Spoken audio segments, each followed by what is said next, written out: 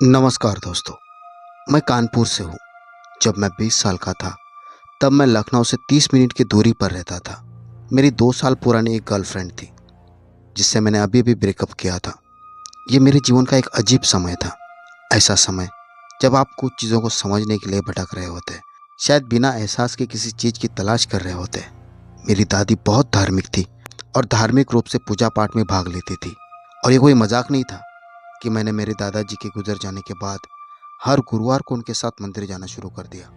मैं कुछ हद तक उनका समर्थन करने के लिए उनके साथ जाने लगा, और वो इसलिए क्योंकि मुझे लगा कि शायद मुझे भी उनको थोड़ा सा सहारा देने की ज़रूरत है। मेरे दादाजी हमारे समाज में जाने माने और एक सम्मानित हस्ती थे, और उन्हें खोने से दादी जी के जीवन में एक बहुत बड़ा खालीपन आ गया था। हालांकि वो दुखी थी, लेकिन उनका दृढ़ विश्वास था। उन्होंने मुझे बताया कि उन्हें पता था कि वो आखिरकार प्रभु के साथ फिर से मिल गई है, और मैं देख सकता था कि इससे उनको कितनी राहत मिली थी। मैंने ईमानदारी से उनकी तारीफ की। ये दुर्लभ था, क्योंकि इस तरह का विश्वास जो हकीकत में शांति लाता है। मुझे लगता है कि ये कुछ ऐसा एहसास है जिसे लोग अपने पूरे जीवन में खोजते रहते हैं, भले ही वे इसे हमेशा शब्दों में बयान न कर सके। एक गुरुवार को पूजा पाठ के बाद मैं उस लड़की से मिला। ये पूरी बात अभी भी बुखार में देखे गए सपने की तरह लगती है। ये बिल्कुल असामान्य था, क्योंकि मैंने उसे पहले कभी नहीं देखा था। यूं कहे तो हमारा समुदाय विशेष रूप से मंदिर में एकजुट था। वो काले घुंघराले बालों और गहरी भूरी आंखों के साथ बहुत सुंदर लग रही थी। मैंने पूजा पाठ समाप्त होने का इंतजार किया और उसके पास गया। मेरा मन बस उसके प्रति आकर्षित था, लेकिन मेरे अंदर एक और मन था जो किसी नए व्यक्ति को देखने के लिए उत्सुक था, विशेष रूप से कोई ऐसा जो मेरी उम्र के आसपास का हो। हमने बातचीत शुरू की, और निश्चित रूप से हमारे बीच में कुछ तो जरूर था। उसका नाम काजल था, और उसमें एक प्रकार का शांत रहस्यमय आकर्षण था, और मैंने खुद को उसकी ओर खींचा हुआ पाया। मैं उससे उसके बीते हुए कल के बारे में खास सवाल पूछने की कोशिश करता रहा, जैसे परिवार और घर की जिंदगी। लेकिन वो मजाक करती और कहती कि अगर उन सवालों के जवाब जानना है तो मुझे उसको बाहर ले जाना पड़ेगा। थोड़ी बहुत शरारती नोकझोंक के बाद मुझे वाकई मज़ा आने लगा था। उसने मुझे बताया कि उसका परिवार हाल ही में इस इलाके में रहने आया है, और वो पास के कॉलेज में पढ़ने जाती है, जिससे ये स्पष्ट हो गया कि इतनी बार मंदिर आने के बावजूद भी मैंने उसे इससे पहले कभी क्यों नहीं देखा था। और उसका नंबर पाने में कामयाब रहा, और अब मैं उस नए दोस्त से मिलने की खुशी में झूम रहा था। अगले हफ्ते में हमने एक दूसरे को मैसेज करने शुरू कर दिए और सोशल मीडिया पर बातचीत करने लगे। मुझे याद है कि एक बार मैं उसके इंस्टाग्राम अकाउंट को स्क्रॉल कर रहा था, तो ये देखकर मैं हैरान हो गया था कि इतनी खूबसूरत लड़की के इतने कम फॉलोअर्स कैसे हैं। हालांकि आखिरी चीज जो कोई भी चाहता है वो किसी ऐसे व्यक्ति से प्यार करना है जिसे पूरी दुनिया जानती हो। हमने बहुत सी चीज़ों के बारे में बात की, और आखिरकार उसने परिवार के बारे में और भी बातें बताई। मैं बहुत कुछ नहीं कहना चाहता, लेकिन उसके हालात ठीक नहीं थे। उसका सौतेला पिता बहुत ही बुरा शराबी इंसान था, और अक्सर उसके और उसकी माँ दोनों के साथ बुरा व्यवहार करता था। उसके जन्म देने वाले पिता की हालत काफ़ी बदतर थी।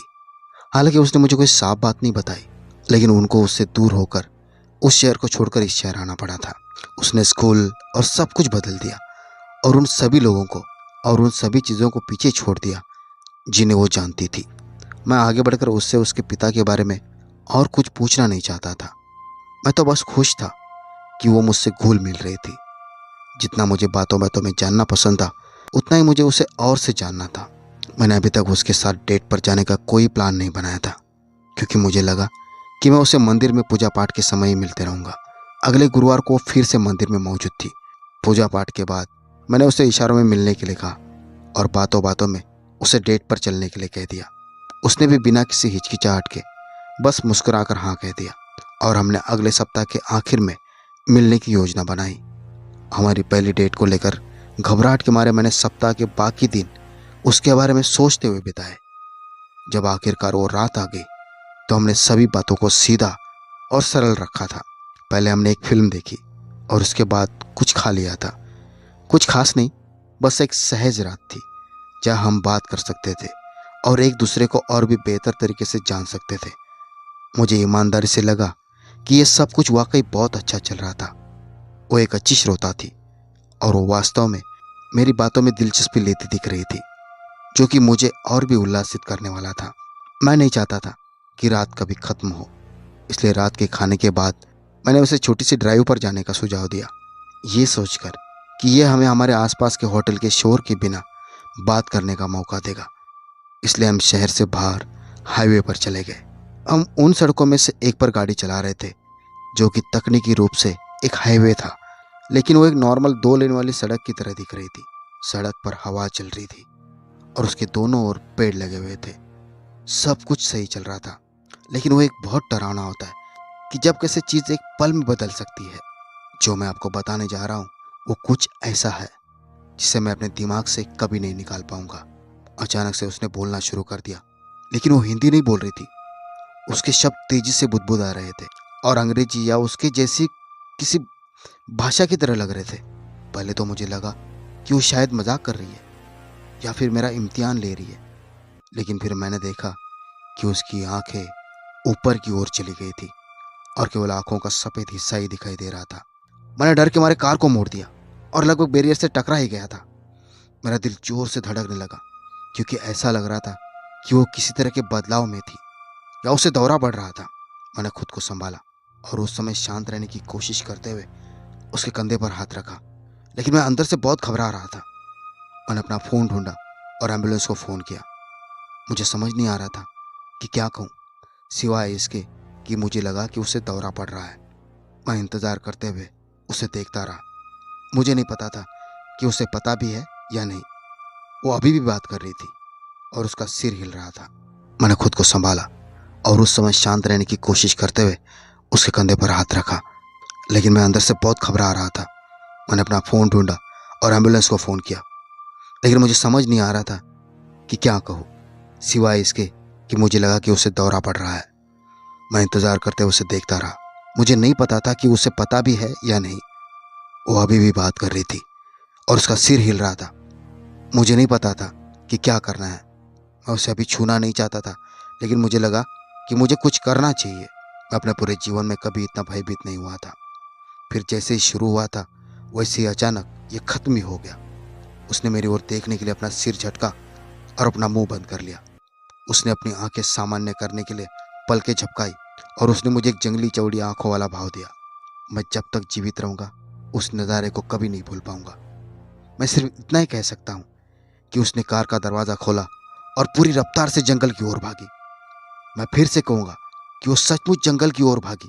मैं ये समझने की कोशिश कर रहा था कि अभी क्या हुआ, लेकिन मैं हिल नहीं पा रहा था। मेरा सिर घूम रहा था और मुझे पूरा यकीन है कि मेरे हाथ अभी भी कांप रहे थे। मैं उस स्थिति में तब तक बैठा रहा जब तक पुलिस नहीं आ गए थे। पुलिस आते ही मैंने उन्हें सब कुछ बता दिया। भले ये सभी बातें पागलपन भरी लग रही थी, हर एक जानकारी, उसकी आंखों का दिखना और वो जंगल में कैसे भाग गई, सब कुछ। उन्होंने सिर हिलाया और मेरी बात को मान लिया और मुझे यकीन दिलाया कि वे उसे खोजने की पूरी कोशिश करेंगे। मैं पागल लग रहा था, लेकिन उन्होंने मुझे काफ़ी गंभीरता से लिया। उस रात के बाद हालांकि वो चली गई, मैंने उसे फिर कभी नहीं देखा। मैंने मंदिर में उसकी तलाश की, लेकिन वो कभी नहीं दिखी। उसका इंस्टाग्राम अकाउंट भी डिलीट हो गया था और उसने जाहिर तौर पर मेरा नंबर ब्लॉक कर दिया था। ये उससे भी बदतर था कि मैंने एक दोस्त को उसका नंबर मैसेज किया था, लेकिन वो भी हमारे दोनों की फ़ोन से अपने आप डिलीट हो गया था। इंटरनेट पर सर्च करने के बाद भी कुछ पता नहीं चल रहा था। मैंने मंदिर के लोगों से भी पूछा कि क्या वे उसे जानते हैं, लेकिन उसे कोई नहीं जानता था। मुझे नहीं पता कि उसके साथ क्या हुआ और मुझे यकीन नहीं है कि मैं कभी उस बात को जान भी पाऊंगा। मैं अब वहाँ नहीं रहता हूँ और इस घटना के कारण घर की मेरी यादें कुछ हद तक खराब हो गई है।